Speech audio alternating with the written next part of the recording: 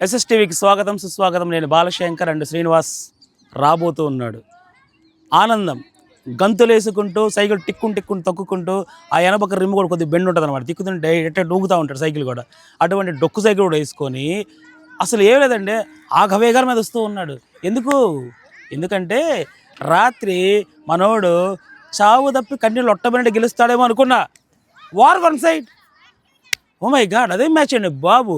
అసలు 92-94 అసలు అయిపోయింది మన మ్యాచ్. అలాంటిది 102 ఏమో కొట్టారండి. 102 కొడితే వీళ్ళు అసలు నాకు మాటలు రావటంలా. ఎందుకు రావటం లేదంటే వాస్తవంగా శ్రీనివాస్ గెలుస్తాడు, ఆ మ్యాచ్ వాడికి ఇచ్చాను. అది ఇస్తే ఆయన ఇంత ఘోరంగా గెలుస్తాడు నాకు అసలు తెలియదు. వాడు గెలిచాడు కాబట్టి అసలు నాకు నోటప్పుడు మాట రావట్లా. వాడి యొక్క ఆనందాన్ని మనం షేర్ చేసుకోవాలి.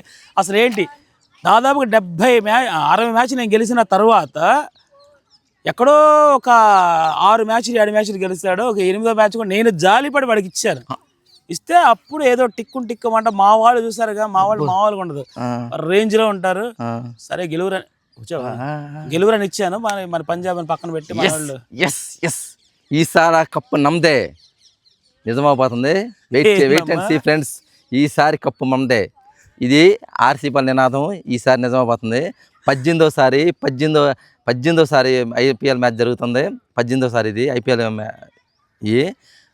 విరాట్ కోహ్లీ జెర్సీ నెంబర్ కూడా 18వ సారి ఐపీఎల్ జరుగుతుంది. ఈసారి కప్పు నమ్మదే. ఈసారి కప్పు బెంగళూరుదే. ఫైనల్కి వెళ్ళిపోయింది. ఇంకా అది తిరగలేదు. ఇంకొక అడుగు, ఈ ఒక్క అడుగు పర్ఫెక్ట్గా వేస్తే రేపు ఈ మ్యాచ్ కానీ ఈసారి గెలిస్తే బెంగళూరులో జరిగే సంబరాలు మామూలుగా ఉంటాయి. అంబరా నడితే గెలవాలని మనస్ఫూర్తి కోరుకున్నాను. హాయ్ బాలశంకర్. కర్ణాటక స్టేట్ లో ఇప్పుడు కనుక వీళ్ళు గెలిస్తే కర్ణాటక స్టేట్ లో విజయదశమికి మైసూర్ ప్యాలెస్ దగ్గర నుంచి ఒక అద్భుతమైన శోభాయాత్ర కూడా వస్తుంది. అద్భుతం అనమాట. అది నాకు తెలిసి ఈ జన్మలో అంటే మనం ఉండగా ఈ రోజుల్లో ఇంకా కొంతకాలం పోతే బహుశా అంత అంటే ఆ రాజులు ఉన్నంత వరకు అది చేస్తూనే ఉంటారు. ఒకేలా రాజులు కనుక లేని పక్షంలో దాన్ని అంత గవర్నమెంట్ కూడా జరిపించలేదు. ఎందుకంటే అది వాళ్ళు మాత్రం చేయగలరు. ఎందుకంటే కొన్ని 100 కోట్ల రూపాయల ఖర్చుతో కూడుకున్నటువంటి అసలు ఆ మైసూరు మొత్తం ఎట్లా ఉంటుందంటే రంగరంగ వైభవంగా ఉంటుంది.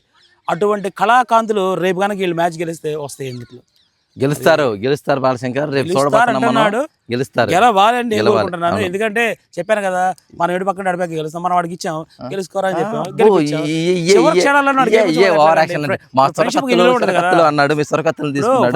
ఉండదు కదా, అందుకని గెలవాలని చెప్పి వాడికి ఇచ్చాను. ఎట్లా చెప్పుకోవాలి.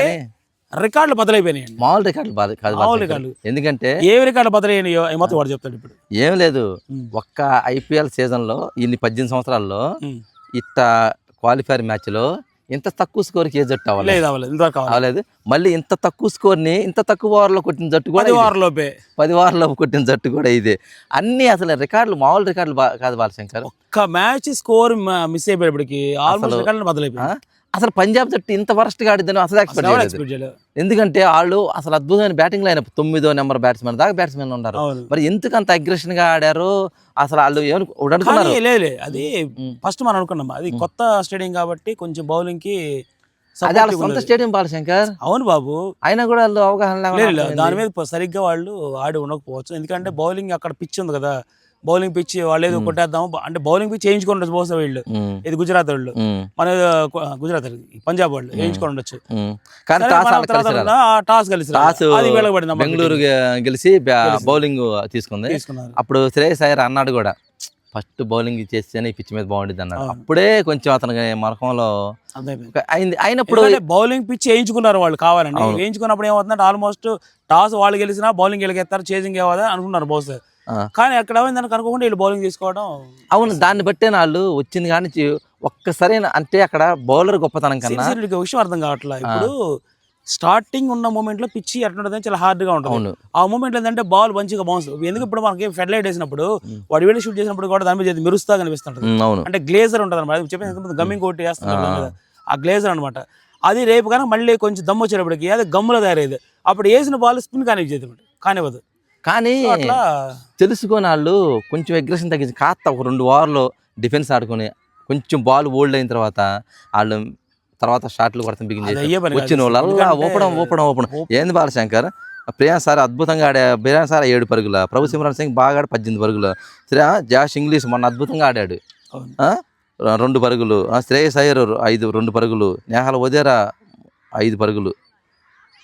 ఏంది బాలశంకర్ ఇంకా అసలు దానికి మనకి ఎందుకులే కానీ ఏమైతే నువ్వు గెలిచా మొత్తానికి మ్యాచ్ ఏమైనా అద్భుతంగా ఆడారు. కానీ వీళ్ళు చేజింగ్లో కూడా వీళ్ళే తక్కువ తినలేదు బాలశంకర్. వీళ్ళు ఫస్ట్ విరాట్ కోహ్లీ వికెట్ ఫస్ట్లో అద్భుతంగా వేశారు బౌలింగ్, అద్భుతంగా. అదే స్కోర్ కానీ 140, 150 కానీ వెళ్ళినట్టయితే టఫ్గా ఉండేది మ్యాచ్. లేదు ఇప్పుడు 150, 200 కొట్టినా కూడా ఆల్మోస్ట్ వాళ్ళు ఆగించేవాళ్ళు. ఏమో చెప్పలేము, ఎందుకంటే ఆ పిచ్చి స్వభావం అలాంటిది. చేజింగ్ నెంబర్ 1 దాంట్లో. ఏమైనా బాలశంకర్ అసలు నేను గెలిచినప్పుడు దేవుడి గుడికి వెళ్ళాల్సింది. బయలకు ఇప్పుడు వాతావరణం అనుకూలించక మనకి వాతావరణం అనుకూలించక కాదు, నీ కుదరకని చెప్పు. కాదులే, వాన పడుతుంది, ప్రతిరోజు వాన పడుతుందండి, మంచిదే కదా. మరి వానలో తడితే ఏం వెళ్తాం? అరే భలే వాళ్ళు నాకు నేను పది నీకెందుకు తీసుకెళ్ళేది కదా. ఏమైనా సరే ఇది గెలవనే ఫైనల్ గెలవండి, చూద్దాం. ఓకే, కప్పు మందే ఈసారి, కప్పు నమ్దే. బెంగళూరు కప్పు కొట్టబోతుంది, అది వాళ్ళ 18 ఏళ్ళ కళ్ళ తీరబోతుంది, చూస్తాం. వీళ్ళు కూడా కోహ్లీ ఫస్ట్లోనే పోయాడు, తర్వాత ఫిల్సాల్ట్ అద్భుతంగా ఆడి, తర్వాత రజత్ కొంచెం కెప్టెన్, వాళ్ళు కొంచెం కొట్టేసి మ్యాచ్ 101 బాలశంకర్ ఎంతసేపు కొట్టేశారు. కానీ కొన్ని అద్భుతమైన రికార్డులు, మామూలు రికార్డులు కాదు అసలు ఈ. సో వీటి గురించి మన గురించి ప్రత్యేకంగా కూర్చొని, అంటే ఐపీఎల్ మ్యాచ్ మొత్తం అయిపోయిన తర్వాత ఐపీఎల్ ఏ రికార్డులు బదులైనవి, ఏ రికార్డులు కొత్తగా క్రియేట్ అయినాయి, అవును, ఇవన్నీ కూడా ఒకరోజు పర్టికులర్ బట్టి అంతా రాసుకొని మళ్ళీ మీకోసం ఎక్స్ప్లెయిన్ చేస్తాం. ఏమైనా బెంగళూరు కొంచెం ఆల్ ద బెస్ట్ చెప్పవయ్యా. అరే నా జట్టు నీకు ఇచ్చాను రా, గెలిపాది నీది. గెలిచిందల్లా నీ జట్టే, ఇక మేమెవరు చెప్పండి. ఇప్పుడు ఎవడైనా కానీ ఆర్సీబీకి ఎంచుకుంటాడు కానీ పక్కన వాళ్ళకి ఎంచుకుంటారు. నేను ఆల్మోస్ట్ అందరూ నాకు గెలిపించిన వాళ్ళే. ఆర్సీబీ ఆల్మోస్ట్ వాళ్ళ స్టేడియంలో గెలవరు, నేను తీసుకున్న రోజు గెలిచారు. ఎట్లా గెలిచారు? నేను గెలిపించుకున్నాను కాబట్టి ఇప్పుడు కూడా నేనే గెలిపించుకున్నాను. ఆ వరం అడిగి ఇచ్చాను. ఏదో ఓకే ఫ్రెండ్స్, ఆర్సీబీ గెలిచినందుకు చాలా సంతోషం. బెంగళూరు గెలవాలి, కొంచెం మీరు చెప్తే. నేను చెప్తాను, నువ్వు చెప్పేసి వస్తే నేను తర్వాత చెప్తాను. ఏం మీరు నేను చెప్తే. ఓకే ఫ్రెండ్స్, ఆర్సీబీ గెలిచినందుకు చాలా సంతోషంగా ఉంది.